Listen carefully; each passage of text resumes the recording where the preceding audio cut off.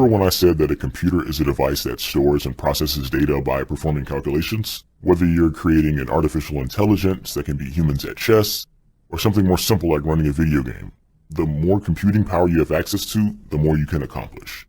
By the end of this lesson, you'll understand what a computer calculates and how. Let's look at this simple math problem. 0 plus 1 equals what? It only takes a moment to come up with the answer 1, but imagine that you needed to do 100 calculations that were this simple. You could do it, and if you were careful, you might not make any mistakes. But what if you needed to do 1,000 of these calculations? How about 1,000,000? How about 1,000,000,000? This is exactly what a computer does.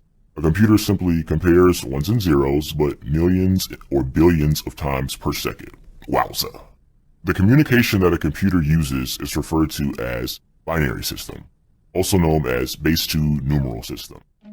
Throughout history, almost every civilization has used a decimal number system with 10 digits, 0 through 9. All of the numbers we can possibly think of use some combination of those 10 digits. Computers, however, operate very differently. Instead, they use a number system that has just 2 digits, 1 and 0. This system is called binary, and your computer uses it all the time. Computers need information in order to do what they do. This digital information, or data, is made up of something called bits.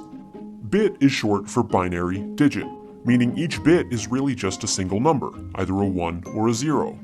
These bits can be combined to create larger units like bytes, megabytes, and so on that we use to measure our files. The larger a file is, the more bits it has. So something like a high-resolution video is actually made up of millions and millions and millions of ones and zeros. So how exactly do these ones and zeros come together and allow a computer to function? Let's think of binary as a light switch. Imagine that a 1 represents the light switch being on, and 0 represents it being off. With binary, the light is either on or off with no other possible states. So these bits are strung together as different combinations of ones and zeros, and they form a kind of code. Your computer then rapidly processes this code and translates it into data, telling it what to do. You might be wondering, why do computers use binary instead of the decimal system that we use for counting things in the real world? Well, as previously mentioned, binary has 2 states, off and on. If computers were to use decimal, there would be 10 states instead.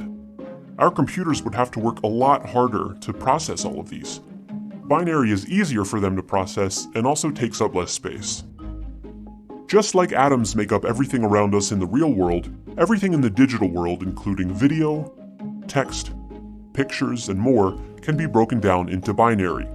And even though we can't see them, it's all a bunch of ones and zeros.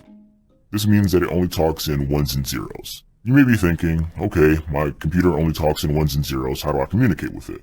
Think of it like this. We use the letters of the alphabet to form words, and we give those words meaning. We use them to create sentences, paragraphs, and whole stories. The same thing applies to binary, except instead of A, B, C, and so on, we only have 0 and 1 to create words that we give meaning to. In computing terms, we group binary into 8 numbers, or bits. Technically, a bit is a binary digit. Historically, we use 8 bits because in the early days of computing, hardware utilized the base 2 numeral system to move bits around. 2 to the 8th numbers offered us a large enough range of values to do the computing we needed.